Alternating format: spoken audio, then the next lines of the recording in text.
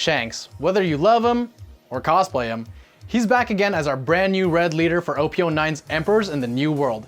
And if you want to know how to play him, here's everything you need to know. Shanks is a 5k power, 5 life red leader that reads, on opponent's attack, you may give up to one of your opponent's leaders or characters minus 1000 power for the turn. Shanks is really flexing his Conqueror's Haki with this ability. If I had Conqueror's Haki, I'd make you all play this deck. Or at least like and subscribe. The best part about this ability is that he's able to target which character or leader receives that minus 1000 for the turn, which means your basic 5000 power attacker falls to his feet. Was Shanks swung at for 6k by a character with other attackers waiting in the wings? You could minus 1000 that other attacker, baiting your opponent to commit Dawn for another lethal attack. Shanks' leader ability is not wholly contingent on playing red-haired pirate cards, something that he shares with leaders like Zoro and Bonnie, which allows us to lean on Red's diverse card pool to future-proof this leader as new cards are printed. Because of how versatile and flexible this leader is, I wouldn't be surprised if Shanks sees play for years to come. But what about right now on release? Well, there's a couple of ways to play, but the best centers around playing control using power reduction and bodies that take advantage of that power gap. To start us off is the new Uta Searcher, a 1-cost 2k power film traded card, this is important, that searches the top 5 of your deck looking for one of your red-haired pirate type cards to add to hand and sending the rest to the bottom of your deck. Note that she looks for red-haired pirate types, and cleverly, Bandai has decided to solely trade her as film, meaning she can't search for herself. It's a pretty clever workaround, and it makes me wonder if Uta's actually canon now. Tell me your thoughts in the comments below. Another key search card to help with our overall consistency is our 1-cost event card, Come, We'll Take You On, which will also let us search through the top 5 of our deck to search for a red-haired pirate type. But remember, we cannot find Searcher Uta with this event. But what exactly are we searching for with these two? Well, let's introduce to you the crew of the red-haired pirates. Up first is our boy Building Snake, who is essentially a red-haired pirate's Gordon or Raise Max. He's a 1-cost 2k power card that has an activate main. You may place his character on the bottom of its owner's deck, give up to one of your opponent's characters minus 3000 power for this turn. Building Snake is going to be one of those cards that we're going to build on top of. A building block card, if you will, to build with. Snake. Snake, are you okay? Snake? Snake! We're also going to lean on Hongo as our flex 2k counter. Hongo real good. Hongo is a 3-cost 3k power 2k counter that has an activate main. You may rest this character. If your leader's red-haired pirates traded, up to one of your opponent's characters gets minus 2000 power for the turn. Speaking of flex 2k counter characters, Otama stows away on the Red Force as a great power reduction in a pinch type character. Now we're not quite done talking about power reduction just yet. Yasop is a 5-cost 6k power 1k counter character that has an on play.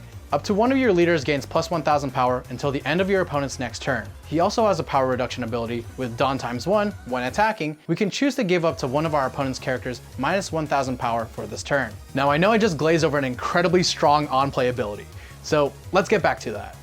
Yasop on play gives our leader plus 1000 power until the end of our opponent's next turn. First off, that effect is not leader locked, so Yasop is just an incredibly strong red card. And 2, in combination with our Shanks leader, we become an impressive 6k power leader while giving minus 1000 to anything that tries to step up to swing at our leader, putting our opponent in awkward Dawn committal situations, making them choose whether it's worth swinging into our leader to progress their game state or not. This type of gameplay helps us to set up for our late game, where we really shine. Lucky Roo is a great blocker to help out with this exact gameplay.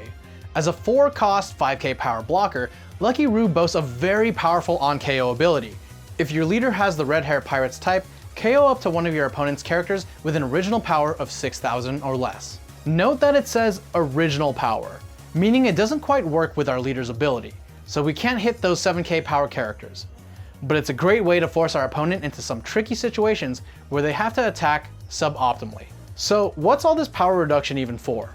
Well, like I mentioned, it's all the setup for our insane pressure in the late game. Immediately taking center stage is Ben Beckman. He's a 7-cost 7k power 1k counter character that has an on play, trash up to one of your opponent's characters with power 6000 or less. Yes, you heard that right, trash.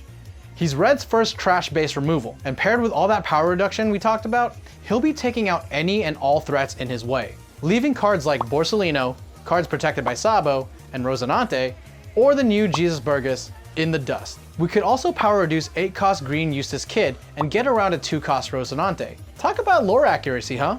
Though not a red-haired pirate, 7-cost 8k power Edward Newgate from starter deck 15 is great in this deck, with his activate main ability that allows us to rest this character and KO up to one of our opponent's characters with 5,000 power or less, decimating our opponent's boards, playing a role similar to OP08's Jack in black decks. Now, what gives power reduction and pops something? Silver's Rayleigh, of course. Silver's Rayleigh is an 8-cost 8k power character that on play gives minus 3,000 power to one character and minus 2,000 power to another until the end of your opponent's next turn. This card is an absolute must in this deck, specifically because it plays into our minus power effects while playing a large body, enabling us to backswing into their board with leader or other characters while KOing threats, which is great for some decks who like to go wide. Our brand new 10-cost Shanks from OP09 is an absolute must. An insanely simple card, yet the pressure it adds is palpable. This Shanks boasts a power of 12,000, with an ability that says all your opponent's characters receive minus 1,000 power, and it has Rush. That is not an on your turn effect or on your opponent's turn effect. That is a static effect that reduces your opponent's character by 1,000 power at all times. In tandem with Rush, we're able to play Shanks and use his massive 12k power to swing a pseudo 13k at an opponent's rested character. 9k power threshold? Yeah, you're in 8k now. Have fun throwing 3 cards away for a 12k incoming swing. Or, if you'd like to lock in the kill shot, there's 10-cost Shanks from OP06, with an on-play ability that allows us to KO up to one of your opponent's characters with 10k power or less. It does something similar while protecting itself from being backswung into. There's a Shanks for every occasion, but these two are top dog. Like I said earlier, the true power in this leader is that we can dip into Red's incredibly powerful card pool. Like this new Gol D Roger, a 10-cost 13k power character, which is notably the highest power level in the game. Roger has Rush and an effect that states, when your opponent activates Blocker, if you or your opponent have 0 life, you win the game. This body with an alt win con tagged onto it skyrockets Red into a top tier color.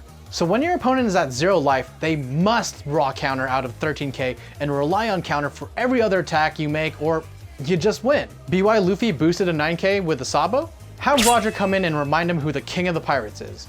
Enel is finally at 0 life, but he has 9 cards in hand. I hope at least 5 of those cards are 2k counters, buddy. Lucci has the perfect Rebecca Sabo 9 Dawn play last turn just to stall out for more answers. Here's Johnny!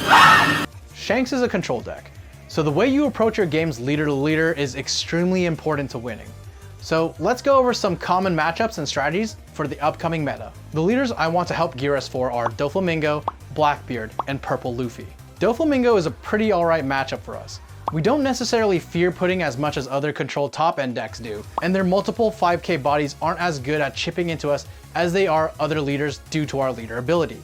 Lucky Roo also throws a wrench in their plans, as a blocker that almost wants to be KO'd, allowing it to deal with 2 attacks in a turn. Pair this with Yasop, who makes it even harder for the opponent to chip at us, and Ben Beckman, who removes a body as soon as he comes down and pressures board, turn over turn after. And you punch your ticket to late game heaven. An amazing tech choice to help us with this matchup is adding Gum Gum Red Hawk, a 2-cost event that on counter gives our leader plus 4,000 power for the battle and then KOs up to one of your opponent's characters with 4k power or less. So when Daffy swings at you, you use Shanks' ability to minus 1k power on a character, then use Red Hawk to take out that character while countering another attack. This helps cover the early turns before our mid-game bodies make it down. Against Blackbeard, we really want our smaller body threats to survive and push through the mid-game. So playing early threats is a great idea. 2-cost 2k counter Sanji is here to fill that gap. Since Blackbeard won't be swinging into us much early anyways, we can pre-play Sanji, which either forces them to overcommit in dealing with it early,